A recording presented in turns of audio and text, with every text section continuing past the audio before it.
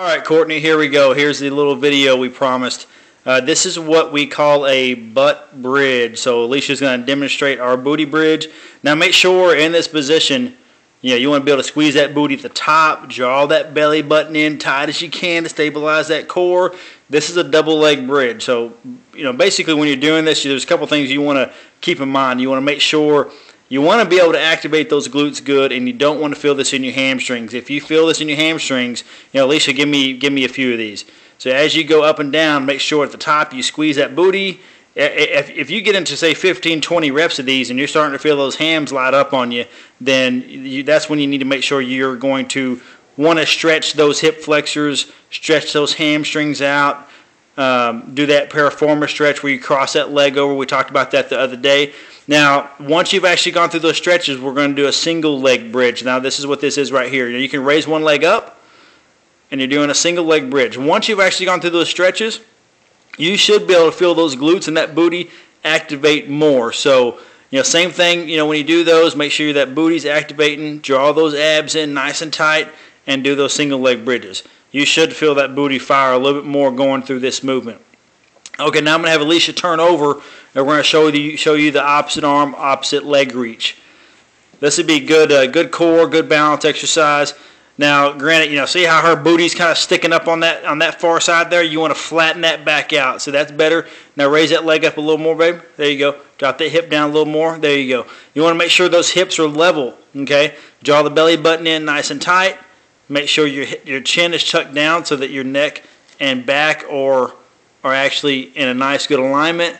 And same thing on the other side. I would probably, go through this. You can alternate sides, maybe do reps of 20 or 25. Make sure the hips are stable. Keep your leg up a little bit higher. Draw the core in, okay? And go through sets of these. This will help, with balance, core strength. Definitely help with that booty, with that hip extension on the back. So now what we're going to show you is how to roll out your IT band. So you see our lovely model here. She's getting the foam roll all ready, okay? So whatever leg you're going to start off with, so we're going to actually cross the other leg over like she did. That's a leg that's going to allow you to move back and forth. And make sure you've got that foam roll aligned right below your hip bone, and see how she's on her elbow here. So you're going to make sure you use that elbow to kind of move you back and forth. Now you're always going to want to move in one direction. So as you hit a tender spot on that IT band or on the side of that leg, make sure that you work through that tender area. Okay, so you want to make sure that you work through that tender spot till it feels a little better, and then move down a little bit further. As you work through that whole side, then you'll flip sides and do the other side. And make sure you don't move back and forth. You're always going to go in one direction, so that that way you work the adhesion out. And that way those legs will feel nice and good.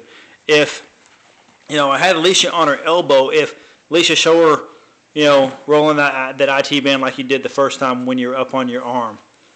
If you feel like there's too much pressure there, set them down on your elbow, then kind of do it up on your hand like that. That'll kind of take some of the resistance off until you can kind of get a little more acclimated to doing it on your elbow and working through that pressure if it's too intense.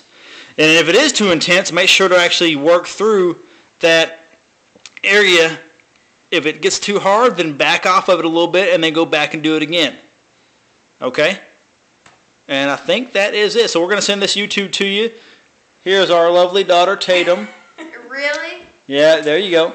All the other kids are actually asleep. You see our toys in the background. This is just the way things are when you have 20 kids. And if you need anything, shoot me an email, text, whatever, and we'll talk to you soon. Maybe we'll get to Indianapolis one day. All right, take care. Bye.